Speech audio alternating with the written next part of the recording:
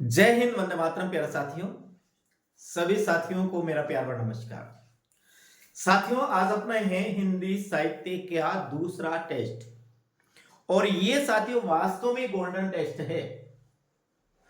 इन टेस्टों में या जो प्रश्न कर रहे हैं, इन प्रश्नों में आपका मैं संपूर्ण साहित्य को हल करने वाला हूं, आपके सामने प्रस्तुत कर रहा हूं पूरा का पूरा साहित्य, और वो भी बेहतरीन रूप से। और एग्जाम में कैसे प्रश्न आते हैं ये भी हम देखेंगे साथियों। और ये आपके लिए सोच लिएगा रामबाणी औषधि है साथियों। यदि आपको साहित्य याद नहीं होता है तो निश्चित रूप से आप इस क्लास को रोजाना देखिएगा। इतना फायदा मिलेगा आपको, इतना फायदा मिलेगा, बेहतरीन फायदा मिलेगा। और आप ये सोच रहे हो साथियों कि ये जो सर पढ़ा रहे हैं ये हमारे एग्जाम में नहीं आने वाला, तो साथियों मैं आपको गारंटी के साथ कहता हूँ, जयपुर, जोधपुर, उदयपुर, कोटा, जहां पर भी आप पढ़ते हो तो आपको 20-20, 30 हजार में जो कोचिंग को देते हैं ना, उससे भी बेहतरीन मैटर में आपके सामने आप तक लेकर आ रहा हूँ।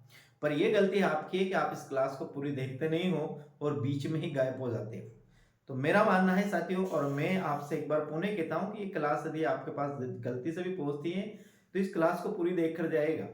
इस क्लास के प्रत्येक क्लास आप देखिए साहित्य की, आपको स्वयं महसूस करेंगे किस प्रकार से इसमें पढ़ लिखा हुआ है। तो एक बार पुनः मैं आप सभी साथियों का स्वागत करता हूं आज क्लास में। और आज अपने हिंदी साहित्य का जो टेस्ट है साथियों, इसमें ये अपना दूसरा टेस्ट है। कितना है? दूसरा टेस्ट है। तो चलो शुरू करते हैं साथियों आज के ये दूसरे टेस्ट को। इसके पहले साथियों इस क्लास को अधिक से अधिक जरूर शेयर कर दीजिएगा और वीडियो को लाइक करिएगा। कमेंट के माध्यम से बताकर जाइएगा कि आपको क्लास कैसी लगी है। तो हम शुरू करते हैं आज की क्लास को साथियों। आज अपनी ये क्लास है, हाँ ये रहा अपना टेस्ट दूसरा। इस क्लास का पहला प्रश्न देखिएगा। पहला प्रश्न आपके सामने आता है कि हिंदी काव्यधारा किसकी रचना है? हिंदी काव्यधारा किसकी रचना है साथियों? इसका आपको आंसर देना है। राहुल सांस्कृतियान की है, चंद्रधर शर्मा गुलेरी की है, डॉक्टर वासुदेव सिंह की, या फिर आचार्य रामचंद्र शुक्ल की है, या फिर इसका अनुत्तरित उत्तर आएगा। किसकी रचना है बताइएगा मुझे। कौन सी? हिंदी काव्यधारा जो हिंदी साहित्य के इतिहास की एक पुस्तक है, ये किसके द्वारा लिखी गई है साथियों? तो यहां पर यदि हम इसके आंसर की बात करेंगे तो अपनी जो हिंदी काव्यधारा है ये राहुल सांस्कृतियान का साहित्य लिखा गया था। यहाँ पर ये रा से आप रा याद रखिएगा, हिंदी काव्यधारा, तो रा से हो जाएगा राहुल सांस्कृतियान। तो ये किसकी रचना है साथियों? ये राहुल सांस्कृतियान की रचना है। आपको ध्यान रखना। अब आगे देखिए राहुल सांस्कृतियान के बारे में क्या लिखा हुआ। हिंदी का प्रथम कवि सराफा माना जाता है। कौन माना जाता है? ध्यान रखिएगा, हिंदी का प्रथम कवि कौन माना जाता है? सराफा माना जाता है। राहुल सांस्कृतिक ने अपनी रचना हिंदी काव्यधारा में सराफा के कुछ पदों का संकलन किया है। यानी हिंदी का जो पहला कवि माना जाता है वो कौन माना जाता है साथियों? ध्यान रखिएगा, हिंदी का जो पहला कवि माना जाता है वो सराफा माना जाता है। और सराफा को हिंदी का पहला कवि मानने वाले हैं वो कौन है साथियों? राहुल सांस्कृतियान ही है। तो आपको याद रखना है।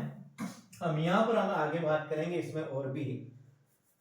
तो राहुल सांस्कृतियान कौन है? राहुल सांस्कृतियान क्या है? हिंदी के पहले कवि हैं। हिंदी के पहले कवि माने जाते हैं। कौन है? राहुल सांस्कृतियान है। कौन? हाँ, सरपा को हिंदी का पहला कवि माना जाता है। और किसने माना? राहुल सांस्कृतियान ने माना है। और सर्वमान्य मत अनुसार हिंदी का पहला कवि माना जाता है वो सरप्पा ही माना जाता है। सिद्ध साहित्य के प्रवर्तक की बात करते हैं मेरे साथियों, किसको? सिद्ध साहित्य के प्रवर्तक की बात करते हैं। सिद्ध साहित्य का प्रवर्तक कौन है? तो सरप्पा ही सिद्ध साहित्य का प्रवर्तक माना जाता है। पंच मकारों की बात करते हैं तो पंच मकारों का जो प्रवर्तक माना जाता है वो भी कौन माना जाता है? सरप्पा ही माना जाता है। ये चीजें आपको ध्यान में। सहज यान का प्रवर्तक, सहज यान का जो प्रवर्तक माना जाता है तो सहज यान का जो प्रवर्तक माना जाता है वो सरप्पा ही माना जाता है। और सिद्ध साहित्य को प्रकाश में लाने का जो श्रेय दिया जाता है किसको? सिद्ध साहित्य को प्रकाश में लाने का जो श्रेय दिया जाता है साथियों, वे किसे दिया जाता है? वो भी राहुल सांस्कृत्यायन को दिया जाता है। किसको? राहुल सांस्कृत्यायन को ही सिद्ध साहित्य को प्रकाश में लाने का श्रेय दिया जाता है। तो हिंदी काव्य धारा किसकी रचना है? राहुल सांस्कृत्यायन की साथियों हिंदी काव्य धारा रचना। अगला प्रश्न आता है, हिंदी की प्रथम रचना किसे माना जाता है? ये अपना अगला प्रश्न है। आंसर बताइए। भरत बाहुबली रास, पृथ्वीराज रासो, पाहुड़ दोहा या फिर श्रावकाचार्य साथियों। यह बताइए हिंदी की पहली रचना किसे माना जाएगा? तो अपन यहाँ पर बात करेंगे हिंदी की जो पहली रचना माना जाएगा साथियों, वो कौन है? वो है श्रावकाचार्य। कौन है? हिंदी की पहली रचना की बात करते हैं, हिंदी की पहली रचना आती है अपने श्रावकाचार्य आती है। और ये श्रावकाचार्य किसने लिखी है ये भी आपको पता होना चाहिए। श्रावकाचार्य जो लिखी है ये देवसेन ने लिखी है साथियों। किसने लिखी है? देवसेन ने लिखी है। तो हिंदी की पहली रचना पे क्या है? श्रावकाचार्य। और किसने लिखी है? ये जैन कवि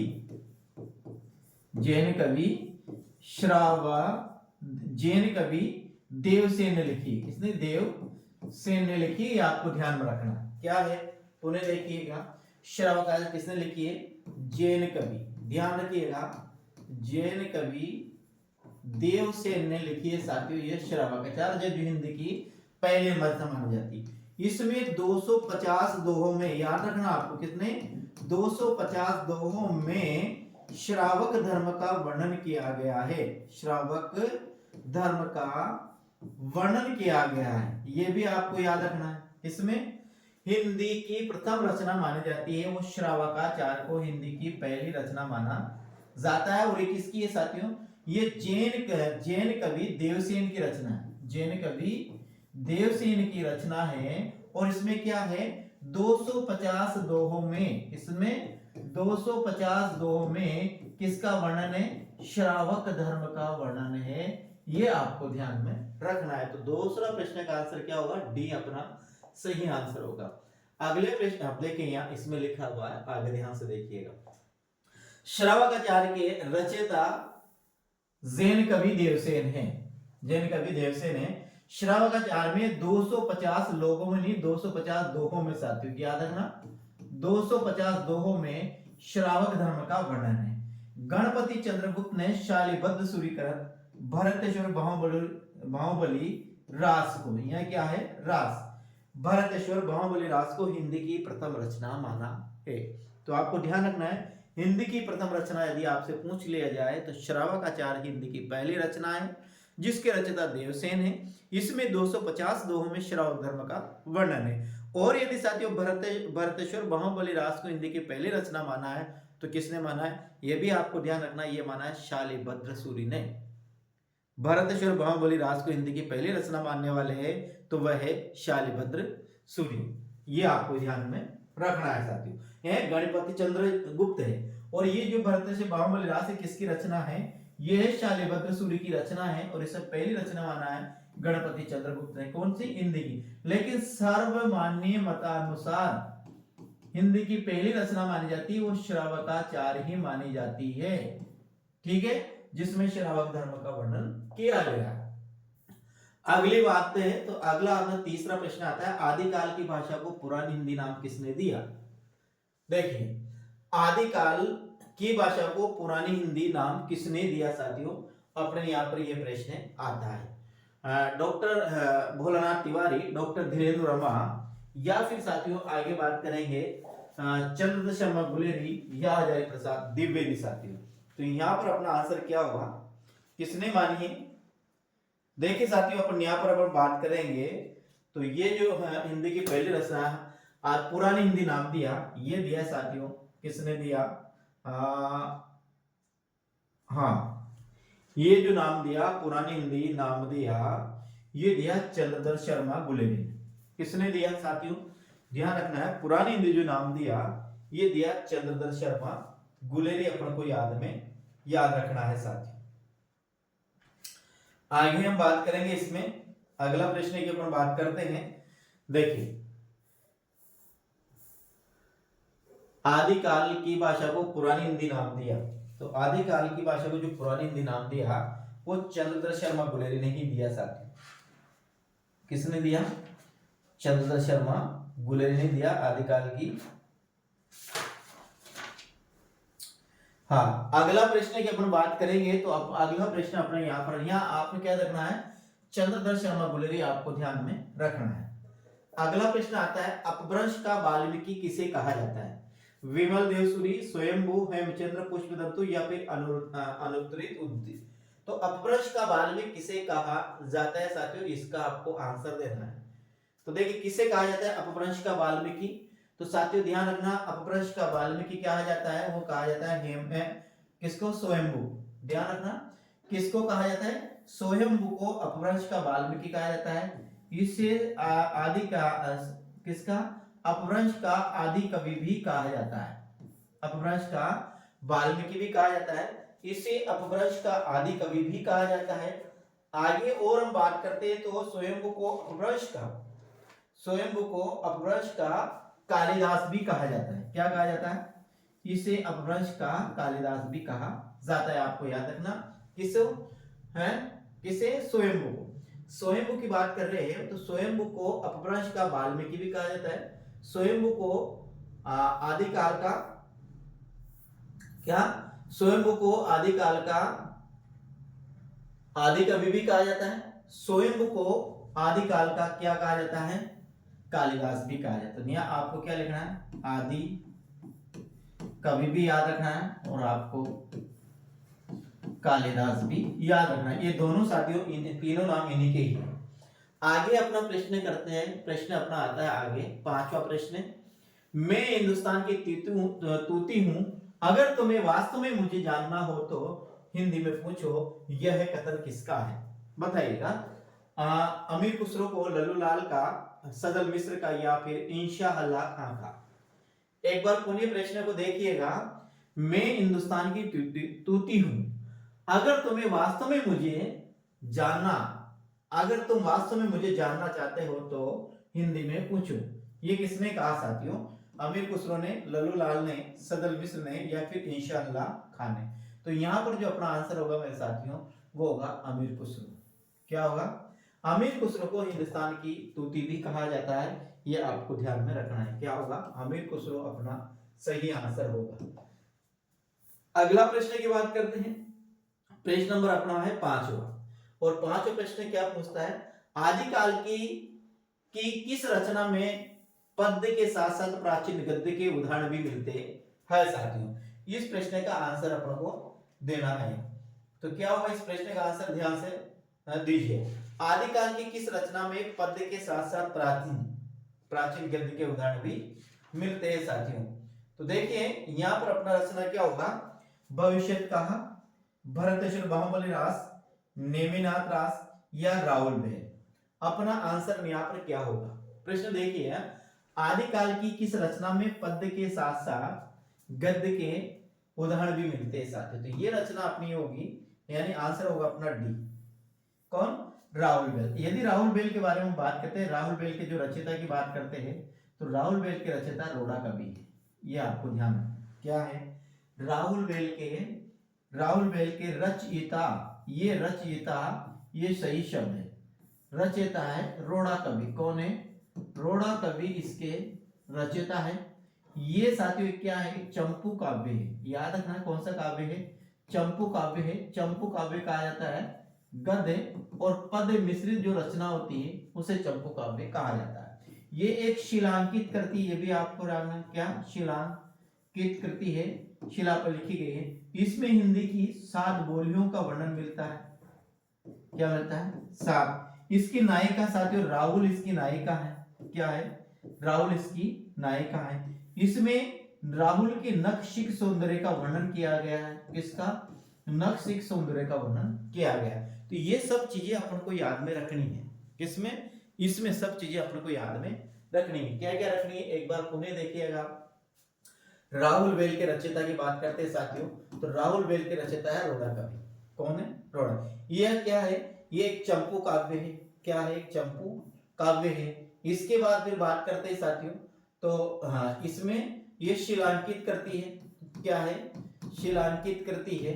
इसमें हिंदी की 7 बोलियों का वर्णन मिलता है। ये आदि चीजें अपन को याद में रखनी है।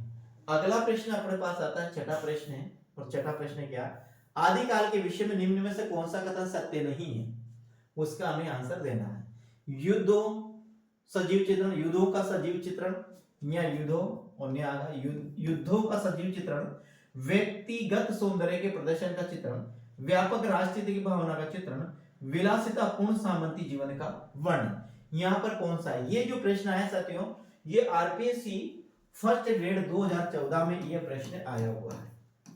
आरपीएससी 2014 फर्स्ट ग्रेड के एग्जाम में ये प्रश्न आया हुआ है। और ये प्रश्न क्या पूछ रहा है, देखिए, आदिकाल के विषय में निम्न में से कौन सा कथन सत्य नहीं है? तो यहाँ पर सत्य नहीं है। युद्धों का सजीव चित्रण, जो कवि था अपने उस समय राजा के साथ साथ स्वयं कवि भी युद्ध भूमि में जाया करता था और युद्ध भूमि में स्वयं भी तलवार चलाया करता था, तो युद्धों का सजीव वर्णन है। व्यक्तिगत सौंदर्य का प्रदर्शन का चित्रण है, बिल्कुल है साथियों।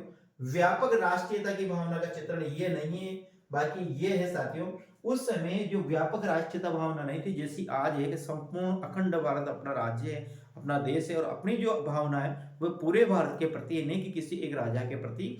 और आदिकाल में क्या होता था, जो कवि था वो केवल उस कवि की जो भावना थी, उस कवि का जो आत्मोत्सर्ग की जो भावना थी वो अपने राजा तक ही सीमित थी। तो इसमें अखंड राष्ट्रीयता या व्यापक राष्ट्रीयता नहीं थी साथियों, ये इसमें नहीं आएगा, ये ध्यान। यहाँ आएगा संकुचित राष्ट्रीयता, क्या आएगी? संकुचित राष्ट्रीयता क्या आएगी, ध्यान रखना, संकुचित राष्ट्रीयता आएगी यहाँ पर। आगे हम बात करते हैं। प्रश्न नंबर अपने पास आता है 6। किस काम को हजारी प्रसाद द्विवेदी ने सर्वाधिक अंतर्विरोधी, किस काम को नहीं, किस काल को ऐसा लिया? प्रश्न क्या है, ध्यान रखना, यहाँ काम नहीं है, यहाँ आएगा काल, यहाँ आपको रखना है काल, यानी आदिकाल को, हाँ, किस काल को हजारी प्रसाद द्विवेदी ने सर्वाधिक अंतर विरोधी और अंतर व्याघातों का काल कहा है?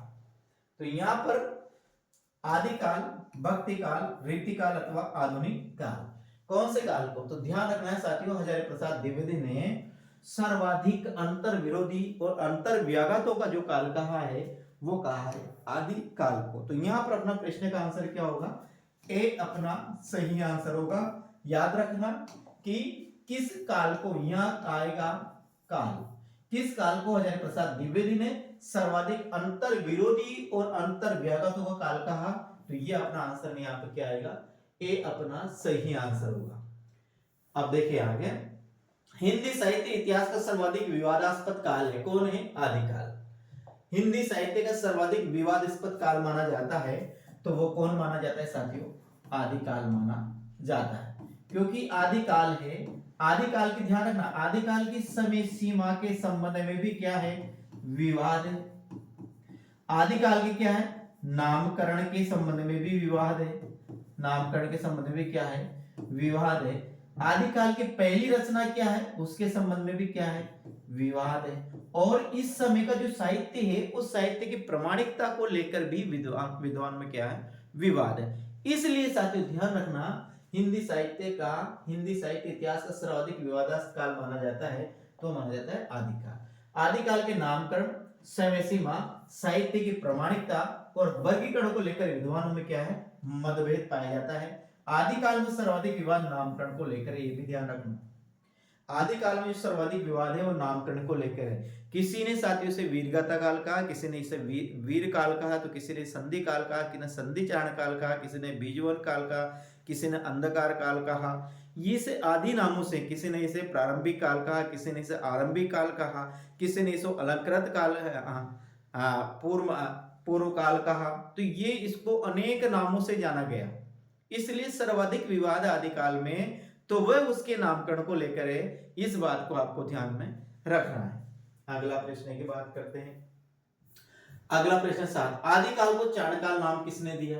बहुत अच्छा प्रश्न है, सीधा प्रश्न है। मिश्र बंधु, आचार्य रामचंद्र शूल, रामकुमार वर्मा अथवा साथियों जॉर्ज ग्रियर्सन।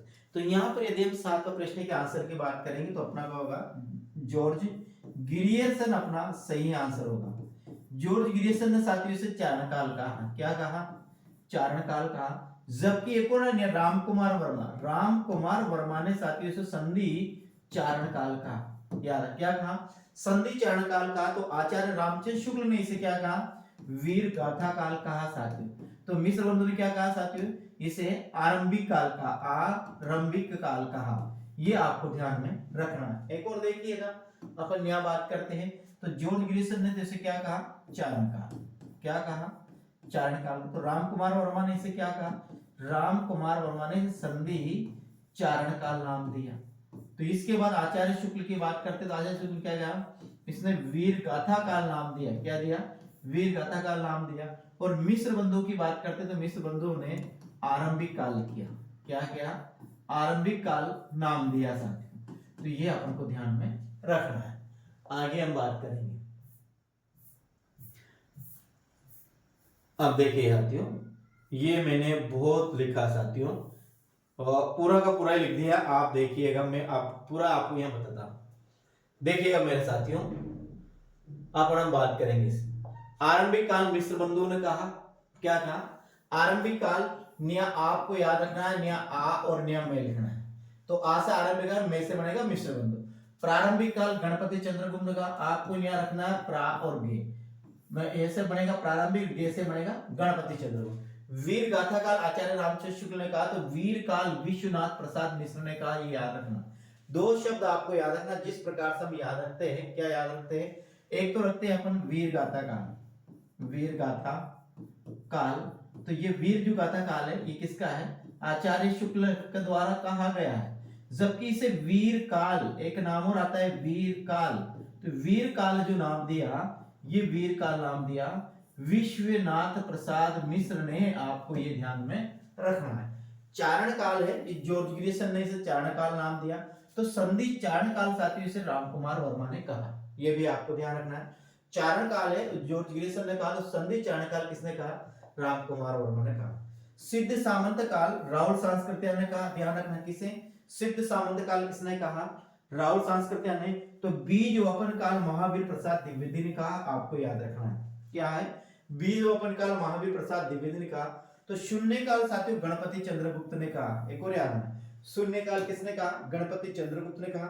अपभ्रंश काल चंद्रधर शर्मा गुलेरी, डॉक्टर धीरेन्द्र वर्मा, दो व्यक्तियों ने इसे क्या कहा, अपभ्रंश काल कहा। ध्यान रखना, किसने, एक नाम है अपभ्रंश काल में चंद्रधर शर्मा गुलेरी, एक डॉक्टर धीरेन्द्र वर्मा। एक काम आता साथियों जे काव्य और बाल्य काल, ये दो नाम दिया रमाशंकर शुक्ल रसाल ने। ये आपको याद रखना है, जे काव्य और बाल्यकाल जो नाम दिया वो दिया रमाशंकर शुक्ल रसाल ने। ये आपको ध्यान में रखना है। आगे और नाम आता है साथियों, अभी जाएगा नहीं, अब बहुत नाम है। देखिए संक्रांति काल है, राम प्रसाद मिश्र दिया, रामदरस मिश्र होगा साथियों, ये रामदरस क्या है, दरश, रामदरस मिश्र ने। संक्रमण काल साथियों ये है हरिश्चंद्र वर्मा और डॉक्टर रामलेखावन। संक्रमण काल, संक्रमण काल जो कहा साथियों, वह संक्रमण का हरिश्चंद्र वर्मा, बिल्कुल सही है साथियों। संक्रमण काल है हरिश्चंद्र वर्मा और डॉक्टर रामगोपाल राम लेखावन शर्मा, लेखावन शर्मा। आधार काल है साथियों मोहन अवस्थी ने आधार काल कहा। तो अंधकार काल इसे डॉक्टर कमल कुल श्रेष्ठ ने कहा। आपको याद रखना है, संक्रमण काल में आएगा हरिश्चंद्र वर्मा और डॉक्टर राम लेखावन शर्मा। यहाँ पर है आधार काल में साथियों मोहन अवस्थी और अंधकार में है डॉक्टर कमल कुल श्रेष्ठ। आदि काल नाम दिया अजय प्रसाद द्विवेदी ने। उद्भव काल दिया वासुदेव सिंह ने। उद्भव काल किसने कहा, वासुदेव सिंह ने साथियों इसे कहा उद्भव काल। ये अपन को याद रखना है। आगे हम बात करते हैं, अगला प्रश्न है अपने पास आता है 8वां। हिंदी के प्रथम कालखंड को आदिकाल नाम किसने दिया? मिश्र बंधु ने, आचार्य रामसिंह, आचार्य प्रसाद द्विवेदी ने, उपयुक्त सभी ने, अनुत्तरित उत्तर। देखिए हिंदी साहित्य का जो आधुनिक काल आदिकाल है, पहला जो कालखंड है उसे हम आदिकाल के नाम से जानते हैं। लेकिन इसे जो आदिकाल नाम दिया वो किसके द्वारा दिया गया? यहाँ पर 3 नाम है आपके सामने। देखिए एक मिश्र बंधु है, आचार्य रामचंद्र शुक्ल या फिर आचार्य प्रसाद द्विवेदी या फिर उपयुक्त सभी या फिर अनुत्तरित उत्तर है। तो यहाँ पर यदि हम बात करेंगे तो यहाँ पर साथियों अपना आंसर की अपनी बात करते हैं तो आंसर होगा उपयुक्त सभी ने, क्योंकि मिश्र बंधु ने भी इसे आदिकाल नाम दिया, आचार्य रामचंद्र शुक्ल ने भी इसे आदिकाल नाम दिया और साथियों आचार्य प्रसाद द्विवेदी ने भी इसे आदिकाल नाम दिया। अब देखिए मिश्र बंधु ने इसे 7 साल आरंभिक काल नाम भी दिया। क्या कहा? आरंभिक काल। आचार्य रामचंद्र शुक्ल ने इसे वीर गाथा काल नाम भी दिया और आदिकाल नाम भी दिया, लेकिन हजारी प्रसाद द्विवेदी ने केवल साथियों केवल और केवल इसे आदिकाल नाम दिया। तो आदिकाल का नामकरण का श्रेय हजारी प्रसाद द्विवेदी को दिया जाता है। आगे हम बात करते हैं। आचार्य शुक्ल ने आदिकाल नामकरण के लिए कितनी कृतियों को आधार बनाया साथियों? ये आपको आंसर देना है, 10, 12, 14 अथवा 16।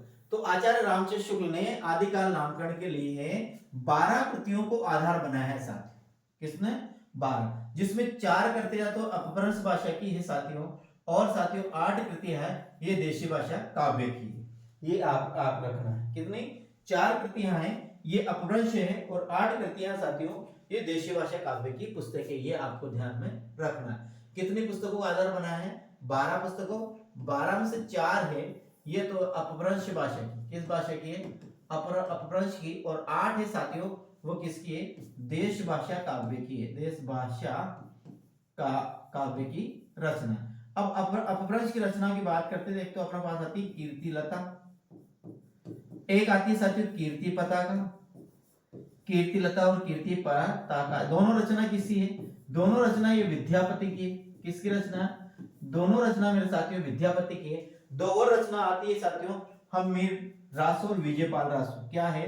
देखिए आदिकाल की यदि अपभ्रंश की रचना की बात करते हैं 4 रचना। पहली रचना की बात करते हैं तो पहली रचना आती है अपनी कीर्ति लता। कौन सी आती? कीर्ति लता। दूसरी की बात करते तो अपनी आती कीर्ति पताका। कीर्ति पताका आती। तीसरी रचना की बात करते हैं तो अपने आती हम्मीर रासो। हम्मीर रासो आता है। और चौथी रचना की बात करते तो अपना आता है विजयपाल रासो। विजयपाल रासो। ये 4 रचना, ये चारों रचना अपभ्रंश की है। कीर्ति लता और कीर्ति पताका ये विद्यापति की रचना है। किसकी रचना है? विद्यापति की है। तो हम्मीर रासो साथियों शारंगधर का है। क्या है? शारंगधर का है। तो विजयपाल रासो किसका है साथियों? नल्ले सिंह का। ध्यान रखना विजयपाल रासो किसने लिखा? नल्ले सिंह है, जिसमें करौली के राजा विजयपाल का इसमें वर्णन है साथियों। आपको ये ध्यान में रखना है। आगे प्रश्न की बात करते हैं। अगला आता है निम्न में से किस रचना में वीरगाथा काल की प्रधानता नहीं है? निम्न में से किस रचना में वीरगाथा काल की प्रधानता नहीं है? विद्यापति पदावली में, खुसरो की पहली अमर, बिसलदेव रासों में या उपयुक्त सभी में? तो साथ देखिए वीरगाथा काल की प्रधानता, वीरगाथा काल की प्रधानता नहीं है। तो देखिए विद्यापति पदावली में वीरगाथा काल की प्रधानता नहीं है, खुसरो की पहलिया में वीरगाथा काल की प्रधानता नहीं है, और बिसलदेव रासों में वीरगाथा काल की प्रधानता नहीं है। तो अपना आंसर क्या होगा? डी अपना सही आंसर होगा। याद रख, किसी में भी वीरगाथा काल की प्रधानता नहीं है, ये याद रखना। ठीक है, आगे हम बात करते हैं। प्रश्न नंबर 11 निम्न में कौन सी रचना अपभ्रंश भाषा की है? हम्मीर रासो है, विजयपाल रासो, कीर्ति लता और कीर्ति पताका है। अभी अपन ने देखा कि ये चारों रचना है। चारों रचना किस भाषा की है? चारों रचना साथियों ये है अपभ्रंश भाषा की है। हम्मीर रासो के रचयिता शारंगधर है। कौन है? शारंगधर साथियों इसके रचयिता है। तो विजयपाल रासो के नल्ले सिंह है। क्या है? नल्ले सिंह विजयपाल रासो के रचयिता है। कीर्ति लता किसकी रचना है साथियों? कीर्ति लता विद्यापति की रचना, आपको ध्यान रखना। और कीर्ति पताका भी किसकी है? ये भी साथियों विद्यापति की रचना है। तो ये याद रखना, चारों रचना क्या है? चारों रचना अपभ्रंश भाषा की रचना है। संदिग्ध प्रमाणिक रचना है। कौन कौन सी साथियों संदिग्ध प्रमाणिक रचना? तो देखिए आप यहाँ बात करेंगे पृथ्वीराज रासो, कुमार रासो या परमार रासो। तो साथियों तीनों ही यहाँ पर संदिग्ध प्रमाणिक रचना है। उपयुक्त सभी डी आएगा। पृथ्वीराज रासो चंद्रप्रदायी, कुमार रासो दलपति और परमार रासो जगनिक का है साथियों। पृथ्वीराज रासो कौन है? चंद्र बरदाई इसके रचयिता है। तो कुमार रासो कौन है? दलपति विजय। कुमार रासो का रचयिता दलपति विजय। और परमार रासो को है साथियों, परमार रासो को है जगनिक। कौन है? जगनिक के साथियों परमार रासो के रचयिता। ये तीनों ही साथियों, तीनों ही क्या है? अप्रमाणिक रचना है। तीनों ही प्रमाणिक नहीं मानी जाती है। प्राकृतिक की अंतिम अवस्था से ही हिंदी साहित्य का आविर्भाव माना जाता है। उक्त कथन किसका है? प्रश्न नंबर अपना 13वां प्रश्न है। क्या साथियों ध्यान रखिएगा, यहाँ अपना आंसर आता है। बहुत अच्छा प्रश्न है साथियों, समझने की कोशिश कीजिए।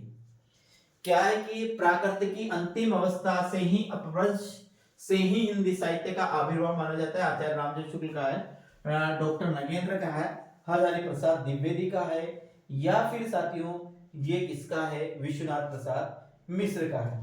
तो यहाँ पर यदि हम इसकी बात करते हैं तो यहाँ पर अपना आंसर क्या होगा, यहाँ पर अपना आंसर होगा आचार्य रामचंद्र शुक्ल ही अपना सही आंसर होगा साथियों। क्या होगा, हाँ आचार्य रामचंद्र शुक्ल ही हाँ हिंदी साहित्य का आविर्भाव माना जाता है। तो अपना आंसर क्या होगा, आचार्य रामचंद्र शुक्ल ही अपना सही आंसर होगा। और ये आचार्य रामचंद्र शुक्ल ने कहा कि प्रकृति की अंतिम अवस्था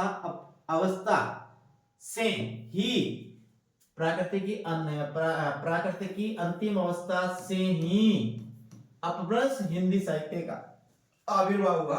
ये उक्त कथन है आचार्य रामचंद्र शुक्ल का कथन है साथियों। किसका है, आचार्य रामचंद्र शुक्ल का कथन है। अपभ्रंश का समय माना जाता है। तो अपभ्रंश का समय कहां से माना जाता है साथियों, देखिए 500 ईस्वी पूर्व से 1000 ईस्वी, 1000 ईस्वी से 1100 ईस्वी, 500 ईस्वी से 800 ईस्वी, या फिर 500 ईस्वी से 190 ईस्वी। तो यहाँ से यदि अपभ्रंश का अपन समय माने साथियों, तो अपभ्रंश का अपना समय माना जाता है यहाँ पर 500 ईस्वी से 1000 ईस्वी का जो समय है ये माना जाता है साथियों अपभ्रंश का समय। कौन सा, 500 ईस्वी से लेकर 1000 ईस्वी तक जो समय है ये अपभ्रंश समय माना जाता है। अपभ्रंश को साथियों और भी नामों से जाना जाता है। अपभ्रंश को क्या कहा जाता है, अपभ्रंश को अवहंस भी कहा जाता है। याद रखना, क्या अवहंस भी अपभ्रंश को कहा जाता है। अवहट भी अपभ्रंश को कहा जाता है। क्या है, अवहट भी अपभ्रंश को कहा जाता है। ये दोनों नाम भी आपको याद, और इसको अवहट भी कहा जाता है, ये भी याद रखना। ये 3 नामों से भी अपभ्रंश का है। अपभ्रंश को अवहंस भी कहा जाता है, अपभ्रंश को अवहट भी कहा जाता है, अपभ्रंश को अवहट भी कहा जाता है। ये तीनों नामों से जाना जाता है। और अपभ्रंश का जो समय वो 500 ईस्वी से लेकर 1000 ईस्वी तक अपभ्रंश का समय है। और यहाँ से हिंदी एवं उसकी विविध बोलियों का विकास होता है साथियों। हिंदी एवं उसकी विविध बोलियों का विकास या अपभ्रंश के रूप में डिंगल और पिंगल भाषा का प्रयोग किया जाता है। अपभ्रंश को अवहंस, अवहट और अवहत आदि नामों से भी जाना जाता है। अपभ्रंश का शाब्दिक अर्थ होता है बिगड़ा हुआ, विकृत, गिरा हुआ। अपभ्रंश का शाब्दिक अर्थ क्या होता है साथियों, तो अपभ्रंश का शाब्दिक अर्थ है बिगड़ा हुआ, विकृत या फिर गिरा हुआ। प्राकृत का बिगड़ा हुआ रूप ही अपभ्रंश कहलाता है। प्राकृत का बिगड़ा हुआ रूप क्या कहलाता है, अपभ्रंश कहलाता है। अपभ्रंश, ये ध्यान रखना, प्राकृत का बिगड़ा हुआ रूप ही क्या कहलाता है, अपभ्रंश कहलाता है साथियों। ये आपको ध्यान रखना है। आगे बात करते हैं, अगला प्रश्न अपना हाँ सोल हिंदी काव्य धारा, हिंदी काव्य शास्त्र के जनक माना जाता है दंडी, भामे, भरतमुनि, या फिर साथियों कौन माना जाता है, रुद्रट। तो ये हिंदी काव्य शास्त्र का जनक की बात करते हैं साथियों, तो हिंदी काव्य शास्त्र के जनक माने जाते हैं अपने भरतमुनि। कौन माने जाते हैं, आचार्य भरतमुनि को हिंदी काव्य शास्त्र का जनक माना जाता है। याद रखना भरतमुनि ये, और बाकी ये दंडी है, भामे है और रुद्रट है, ये तीनों है साथियों।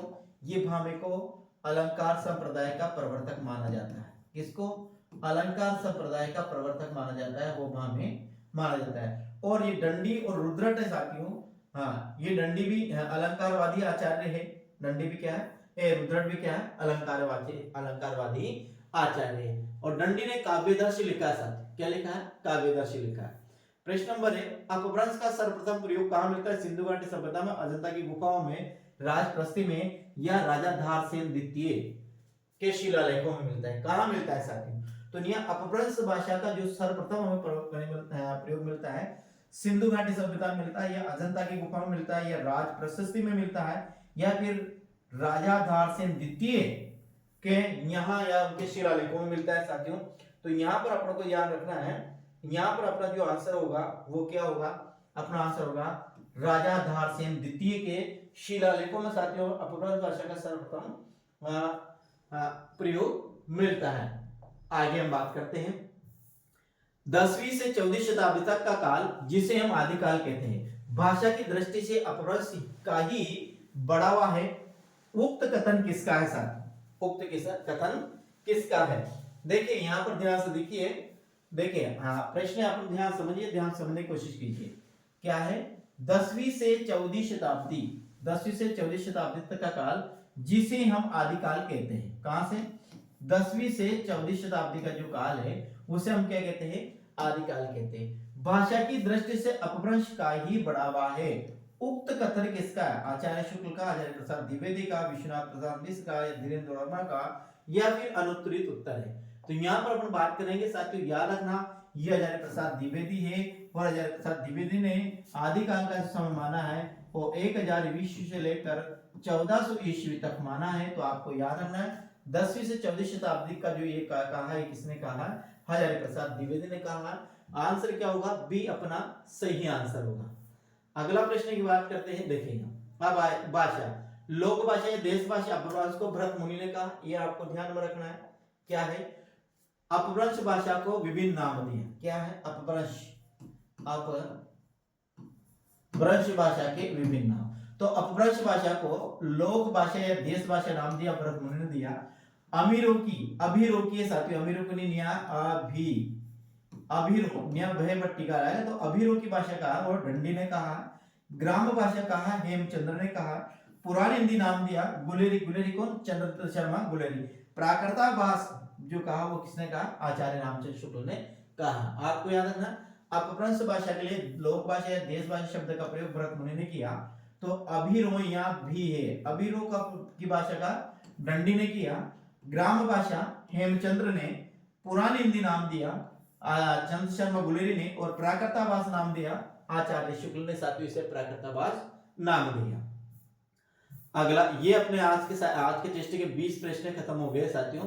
उम्मीद करता हूं कि आपको 18 प्रश्न हैं, 20 भी नहीं 18 प्रश्न है साथियों। लेकिन आज का टेस्ट अपना फिर यही खत्म होता है। उम्मीद करता हूं आपको ये जो आपके प्रश्न, आज के प्रश्न हैं, आपको आपके लिए बेहतरीन होंगे और अच्छे लगे होंगे, और उम्मीद करता हूं कि आपको इसमें से कुछ याद भी होगा। तो इसी प्रकार के अन्य टेस्ट प्राप्त करने के लिए चैनल को अब जरूर सब्सक्राइब कीजिएगा, शेयर और लाइक जरूर कर दिएगा साथियों। तो ठीक है मेरे साथियों, कल फिर मिलते हैं अगली क्लास में। राम राम, जय हिंद, गुड नाइट मेरे साथियों।